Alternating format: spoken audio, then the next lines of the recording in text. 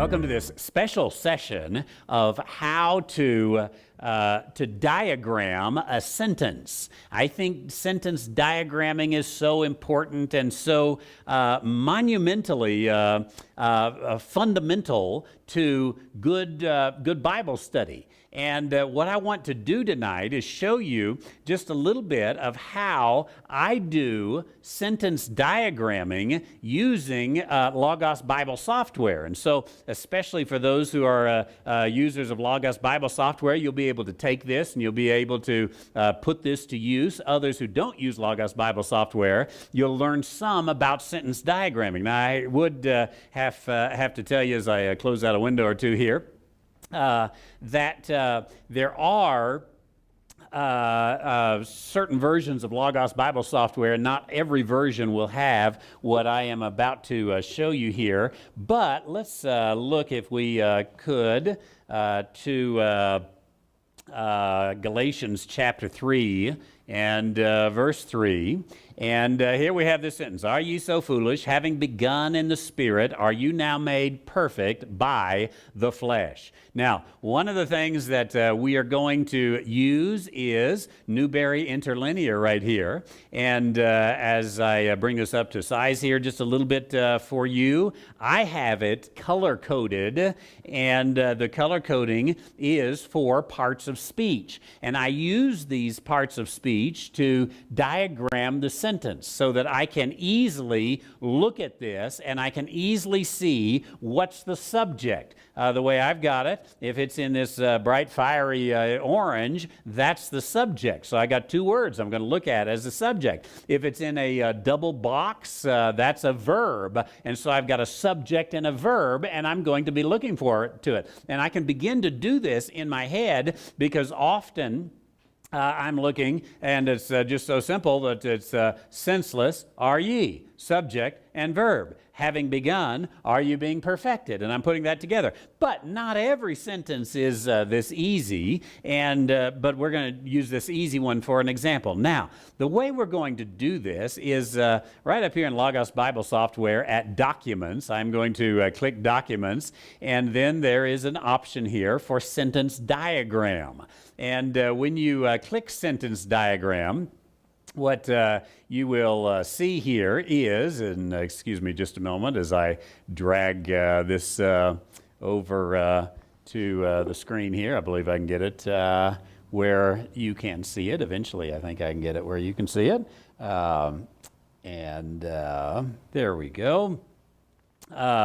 Here is a sentence diagram sheet that has popped up. Now, right over here, I've got all the little sentence diagram charts so that it looks pretty. And if I hover over one, it tells me what that one is used for. Subject, predicate, or, as I learned back in the 70s, subject and verb. This is what I want, the subject and the action word. And I just click on that and I drag it over. Now, before I do this, I'm going to undo that for just a moment because I want to give this a title. And of course, this is Galatians 3:3. You can title it, obviously, anything you want.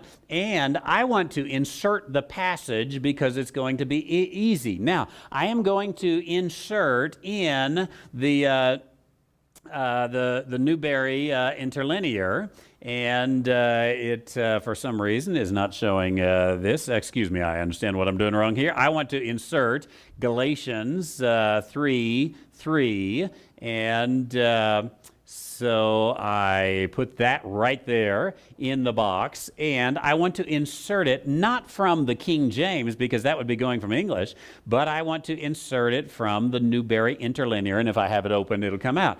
It gives you a few options right here, but I want to use a line diagram, and I am going to insert, and lo and behold, here it comes. Now, I've got the settings where these little blue marks all come together. Those are connectors, and that just makes things easier, and you don't have to have those visible. Now, with this sentence here, here's what I want to do.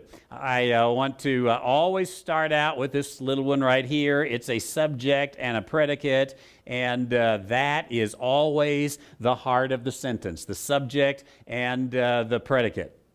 And looking then at If I had a little bit more screen real estate, this would be easy.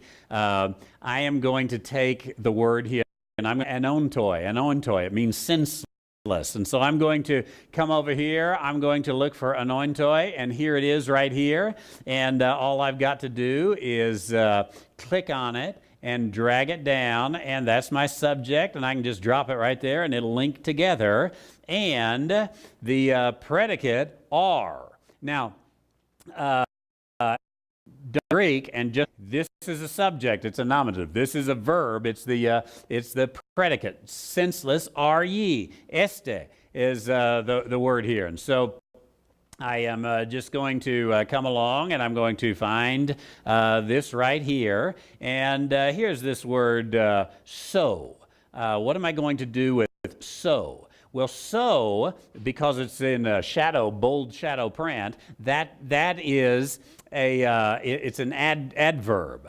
And so an adverb, of course, is a modifier. And I'm just going to come down here, and I'm going to look for some modifiers. Here's a simple modifier, or here's a predicate modifier. Well, I've got a predicate modifier, and so I'm going to just put those dots together, and then I'm going to come back here and find this word, and there we go. Now, I've got senseless, are ye so.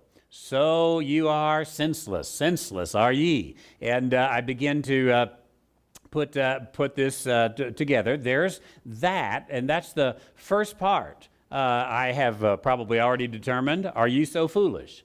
That this stands alone. So I finished that part of it. And if I want to move it, by the way, I'm just going to highlight the whole thing and make it yellow. And then I'm just going to drag any part of it. Oops, I thought I was going to anyway. I am going to highlight the whole piece of it. And I'll drag one of those bars, and I can move it around wherever I'd like it on the piece of paper. Now I am ready for the next part. Another phrase. Any phrase, any sentence, got to have this subject and predicate. So we're going to start over again and begin to look for, okay, what's the subject? What's the predicate? And once again, I'm going to look right over here, and it's going to say, having begun. And I sort of look at that in our, and it looks like an EVAP. And so I look over here, and I find one that looks like an EVAP. And if I don't think it'll quite fit in that line, then I just somehow stretch that line. I don't know how to stretch that line without moving it, so we're going to stack some things up. I'm going to grab this, and I'm going to say, there's the subject. Now, what is the predicate on this particular issue? The predicate's got to be in a box, so here it is. Are ye being perfected? It's here it is. I got the pie there. So I'm going to come over here, and I'm going to look for the pie, and sure enough, I've got it, and I'm dragging it down in. Now, I can almost stop right there and say, here's the heart of my sentence. Here's the heart of this clause. Senseless are ye? That's good Greek, by the way. Senseless are ye? Having begun, are you perfected? That's it. And now, look, even before I go in, obviously it's an introductory question, and so this is the more important part of the sentence. Having begun, are you perfected? I've almost got a sermon outline now. Having begun, are you perfected?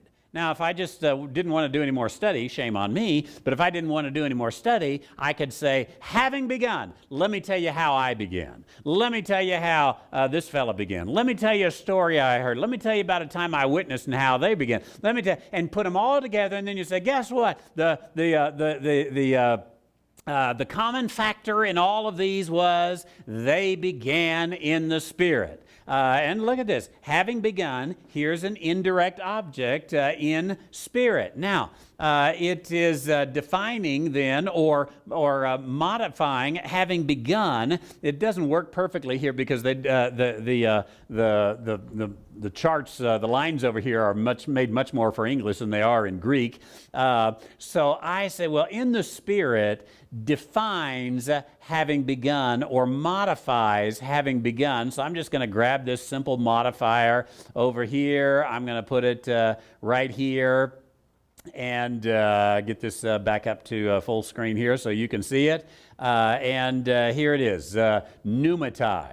And so I'm going to drag it right over there, and I've got a modifier. In the Spirit, having begun in the Spirit, are you being perfected?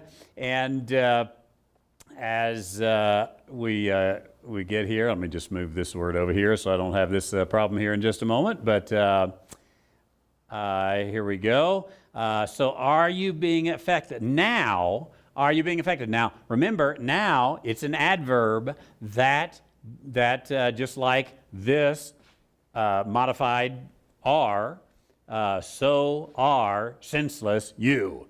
Now are being perfected. So I want to take the word now and I say, well, it modifies this being perfected. And so I'm going to find the modifier over here. And here is a predicate modifier, and I can just attach it right here.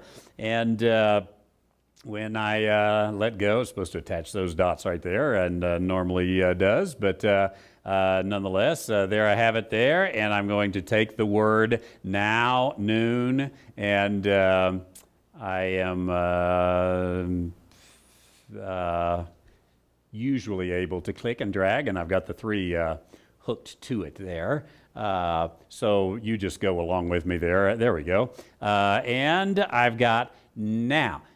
Having begun in the Spirit, are you, now are you perfected? Now are you perfected? What? In flesh. Being perfected in flesh. This is an indirect object, and so I find the indirect object line, and I bring it right over here, and then in flesh, it's got that little circular thing right there. It's my only word left, and I'm going to bring it down there. I don't need this number 3 because that is just the verse number, so I am going to highlight the number 3, and then I'm going to, well, I'm having a hard time there. I'm going to highlight the number 3, and then I'm going to delete it, and there, look what I've got. I've got a sentence diagram in Greek, and I highlight it all, and I can move it right up here. Now, let me bring this full screen for us. Now what I can do is come right here, insert the passage. It's still Galatians 3:3, but I can't read Greek, so I want it in King James. And I insert the King James, and here's the King James right here. Now guess what? I am going to just begin to copy what is done here. And so I'm going to come over here, and I've lost some of my lines, it looks like, when I went full screen. I see what's happened here is, excuse me, I am, my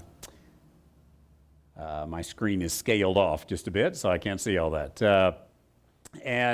So once again, I'm going to take the subject and the predicate, and I'm going to look back here. I would do the comparison, and I remember this is the word foolish, and so I'm going to take the word foolish, and I'm going to drag it right here, and are ye went together. I just hook those together with those blue dots right there, and take and drag both of them right there.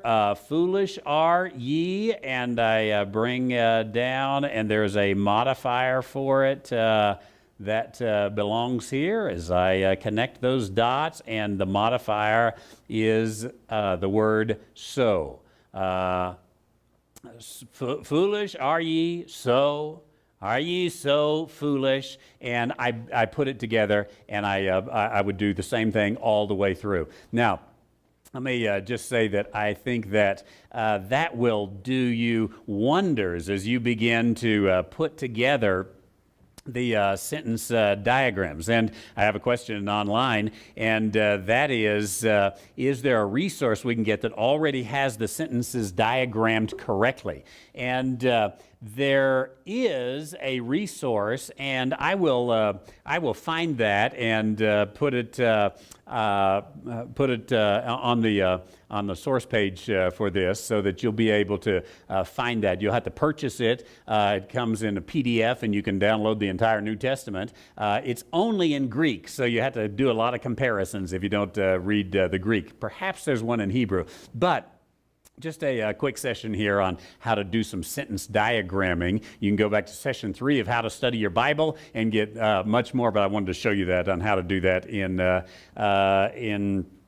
Logos Bible software, and some of you who do that as well. And